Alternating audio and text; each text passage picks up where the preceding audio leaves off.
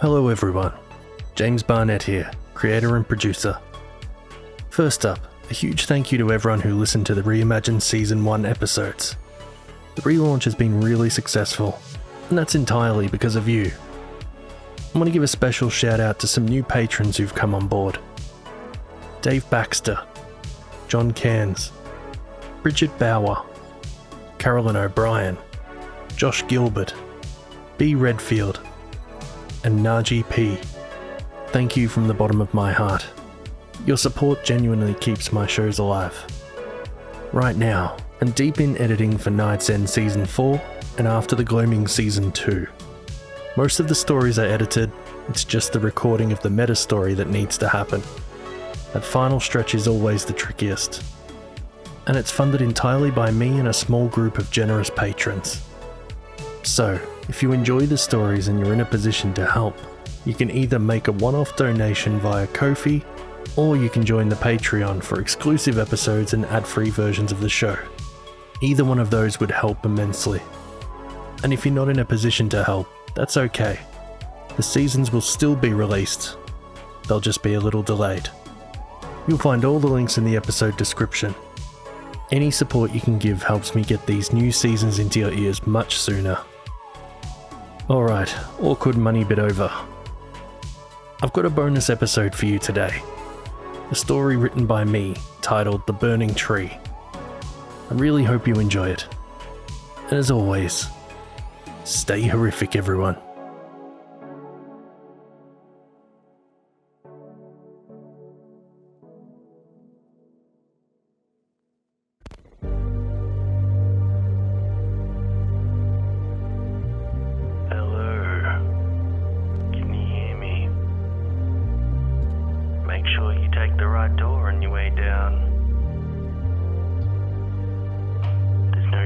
Where you'll end up.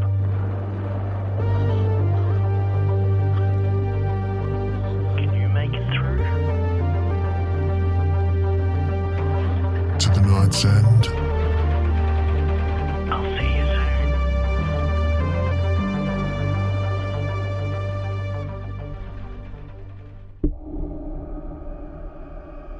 The Burning Tree, written by James Barnett. The road stretches endlessly before Maggie, a thin scar through the sun-bleached landscape. Red dust coats the tires, the windshield, the back of her throat. The skeletal remains of gum trees cast fractured shadows over the cracked pavement, their blackened limbs twisting toward the sky like charred fingers. The air is thick with the scent of scorched dirt and eucalyptus. But beneath it, something clings to the breeze, something cloying. Almost sweet, like sap oozing from an old wound. She hasn't been back in years. The house appears at the end of the road like a relic of another time. The white paint peels in jagged strips, revealing splintered wood beneath. The veranda leans forward under an invisible weight, its steps warped from years of neglect. The windows, black, depthless, stare at her with a vacant patience of something that has been waiting too long. But it's not the house that makes her breath hitch. It's the tree. Twisted and massive, it stands on the edge of the property, its roots coiling through the dry earth like grasping hands. The trunk is thick and blackened, as if it had once burned and never fully healed. Its limbs stretched outward, gnarled and knotted, their tips curling toward the sky like talons. The bark is cracked and furrowed, rough in a way that doesn't seem entirely natural, as though something beneath the surface were trying to push through. A shudder curls down her spine. She slows the car to a stop, gripping the steering wheel tighter than she needs to. Her pulse beats in her throat. The front door creaks open before she can knock. Her father stands in the dim glow of the entryway, a hollow shell of the man she once knew. He was always broad-shouldered, hands calloused from years of work. But now he looks brittle, his frame reduced to sharp angles and sunken skin. His complexion has a dry, papery quality, his cheeks hollow, his lips cracked. But it's his eyes that make her stomach turn, sunk deep, rimmed with shadow. flicking past her towards something beyond her shoulder. The tree. You can hear it too, can't you? His voice is hoarse, a whisper brittle as dead leaves. Maggie stiffens, the unease coils tighter around her ribs, but she forces herself to smile. It's good to see you, Dad. Bill doesn't respond right away. His gaze lingers on something just behind her before he finally steps aside, motioning her in. She hesitates only a second before crossing the threshold, but as the door clicks shut behind her, she swears she hears something. A whisper threading through the silence. The house smells of dust and something older, something damp like the scent of wet wood after a storm. The furniture is draped in a fine layer of neglect, the surfaces cluttered with forgotten objects, coffee cups with dried rings, a half-read newspaper yellowing at the edges. The air is thick, unmoving, as if it hasn't been disturbed in years. Maggie steps cautiously through the hallway, her footsteps swallowed by the silence. The house feels smaller than she remembers.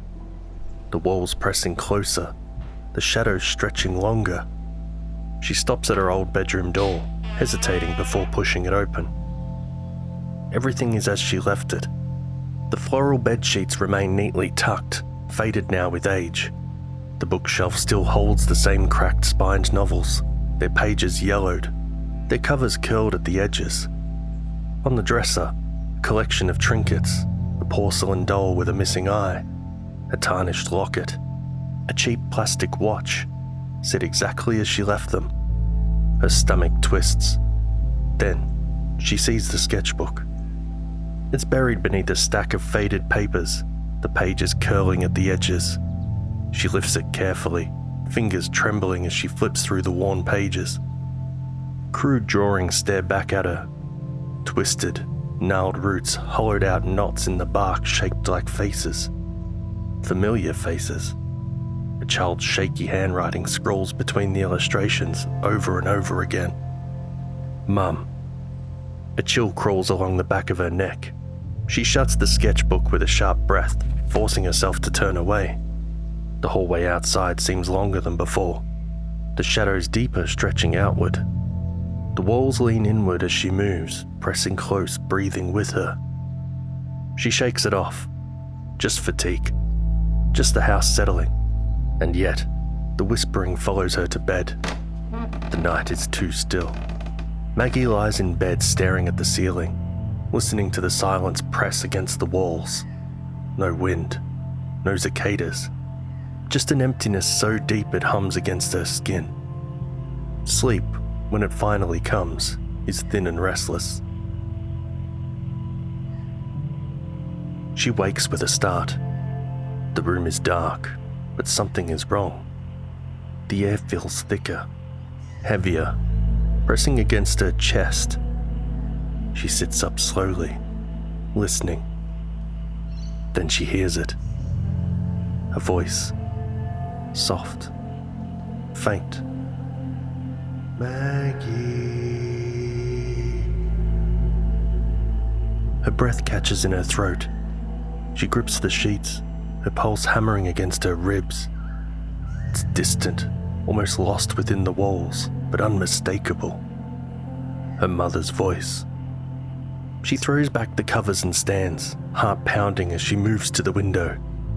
Outside, the tree looms, its blackened limbs shifting ever so slightly, though the air remains perfectly still. The sound drifts from its branches, curling towards her like fingers in the dark. The cigarette she didn't realize she was holding slips from her fingers, hissing as it meets the dirt below. The voice is gone, but she swears the leaves rustle in response. Maggie wakes to the creak of the floorboards. She blinks against the pale light filtering through the blinds, the air in the room thick with the residue of half-formed dreams. A dull ache pulses in her temples. The silence stretches, pressing in on her ears. Then she hears it, a murmur of a voice. Frowning, she throws back the covers, paddling barefoot down the hallway. The house is quiet except for the distant rasp of her father's voice. Through the window, she sees him standing beneath the tree, The early morning light casts long shadows across the yard, making the land appear twisted, unnatural. Bill stands with one hand pressed against the tree trunk, his fingers splayed as though feeling for a pulse beneath the bark. His lips move, whispering words she can't make out. Maggie swallows down the unease curling in her stomach. She steps onto the porch, the wood groaning beneath her weight. "Dad?" Bill doesn't move. Her pulse stutters. She takes a hesitant step forward, the dry earth crunching beneath her feet. "Dad?" She calls again, more forceful this time. Slowly, he turns. His face is paler than before, his skin tinged with an unhealthy sallow hue. Dark veins thread beneath his cheeks, his lips cracked and stained with something dark, something almost like sap. "She remembers everything," he says. His voice is soft, reverent. His fingers drag along the bark like a caress. Maggie shudders. "Who does?" she asks, though she already knows the answer. Bill only smiles, the expression stretched too thin, too wrong. He turns back to the tree, his body oddly still, as though he is listening to something she can't hear. Maggie steps back toward the house, the weight of his silence following her inside.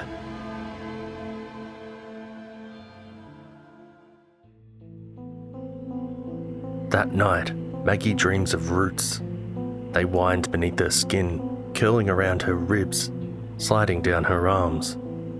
They burrow into the hollow of her throat, pressing into her flesh like a second heartbeat.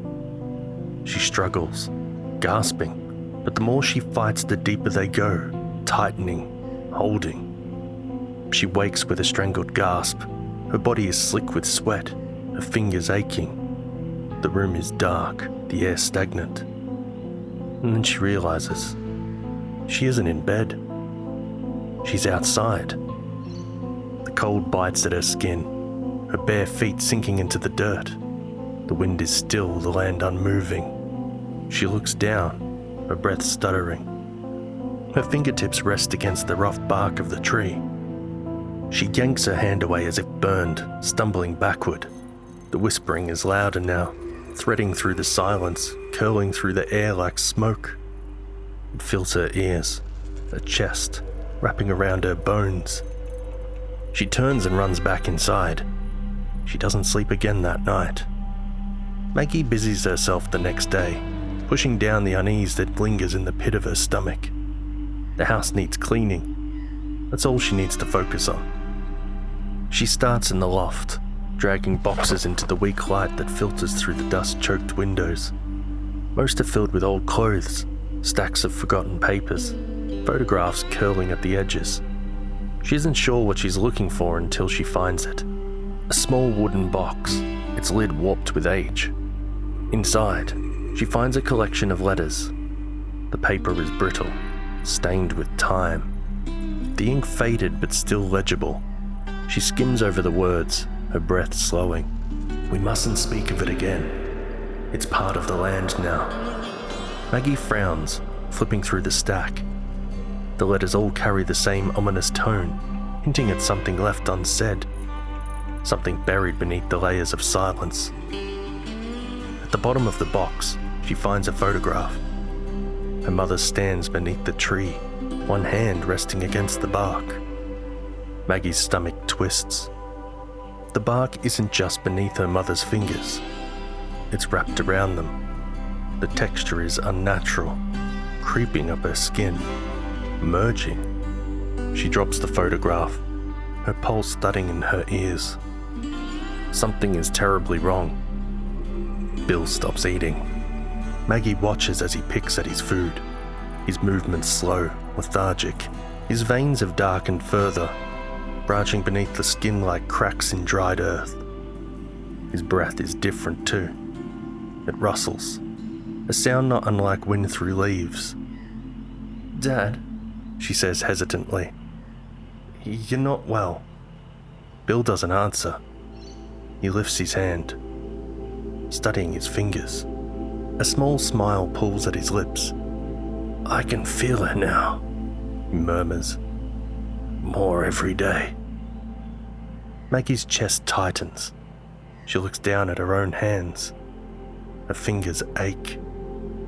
She swallows hard, flexing them. Her veins pulse, slow, thick. Her heartbeat is different now. Doesn't thud. It hums. Deep beneath the earth. The tree is waiting. Maggie wakes to the sound of something scratching. It's faint, rhythmic, almost thoughtful. A slow, deliberate scraping noise that sends a cold shiver through her spine. She sits up, her breath tight in her chest. The room is dark, shadows thick, pressing in from the corners. Scratch, scratch, scratch. The sound is coming from outside. She forces herself out of bed, her pulse hammering in her ears. The floorboards creak beneath her feet as she makes her way toward the window. She hesitates for a moment before pulling back the curtain. Bill is at the base of the tree. The moon casts his figure in pale light, his body hunched over, his fingers scraping at the dirt. His hands are raw, streaked with earth, his breath ragged. His nails claw into the soil, pulling it away in handfuls, deeper and deeper, as though searching for something beneath the roots. Maggie's throat tightens. She shoves open the door, the night air rushing in to meet her. The silence is thick, heavier than it should be. Dad! The voice cuts through the quiet. Bill stops. For a long moment he doesn't move. And then, slowly, he turns his head to look at her. His eyes are wrong. The whites are gone, overtaken by an inky darkness. His pupils are swallowed whole. His iris is barely visible. He smiles, but there is something too wide about it, something stretched and unnatural. I found her, he says. Maggie takes a step back, her hands trembling. Bill reaches into the hole he's dug, pulling something free from the dirt. A scrap of cloth. A dress. Her mother's dress. Maggie's stomach twists violently. The whispers swell, rising with the branches above them, curling through the air like distant voices carried on the wind. Bill lifts the fabric to his face, inhaling deeply. His shoulders tremble, and for a moment he looks almost at peace. Then the ground shifts. Maggie stumbles, her breath catching in her throat. The roots beneath her feet move, subtle, almost imperceptible, but real. The earth beneath the tree swells, shifting, as though something beneath it is breathing. Bill doesn't flinch. It's all right, Mags, he murmurs. She just wants us to remember. Maggie doesn't remember running. One moment, she's standing in the yard, her father's voice curling in her ears. The next, she's stumbling through the doorway, slamming it shut behind her. Her breath comes in ragged gasps, her fingers trembling as she presses them against the wood. Outside, the wind shifts. No, not the wind. The tree. It creaks, its branches groaning as though stretching, its roots shifting beneath the earth. And then, Bill's voice. Soft, gentle, close. Maggie. She squeezes her eyes shut, pressing her hands against her ears. But the whisper slips through the cracks. She doesn't open the door again until morning. The yard is empty. The hole at the base of the tree remains, the disturbed soil dark and damp. But Bill is gone. Her stomach churns. Slowly, hesitantly, she steps forward, her heartbeat thudding in her chest. She stops at the base of the tree. The bark is different now. Darker, thicker. And there, in the ridges of its surface, she sees something that wasn't there before. A face. Bill's face. It is not carved or painted. It is simply there, pressed into the bark as though absorbed. His expression is peaceful, his eyes half-lidded, his mouth curved into a faint smile. Maggie staggers back, a cry catching in her throat. The tree hums, deep beneath the earth. It is breathing. Maggie doesn't leave. She tries. She packs a bag, grips the steering wheel until her knuckles turn white.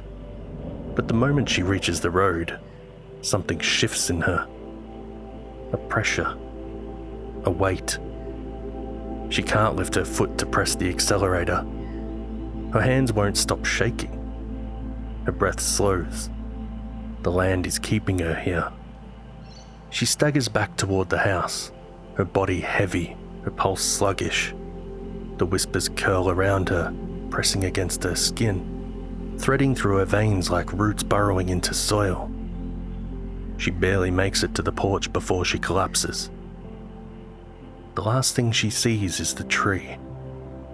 The last thing she hears is her mother's voice, soft and sweet, carried on the wind. Come home.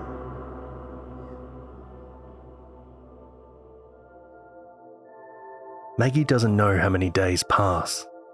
Time slips, blurs. The sun rises, falls, but she no longer feels its warmth. She sits beneath the tree now, just as Bill did. Her fingers rest against the bark, the rough surface warm beneath her touch. She can feel it, pulsing, alive, something deep beneath the wood thrumming like a heartbeat.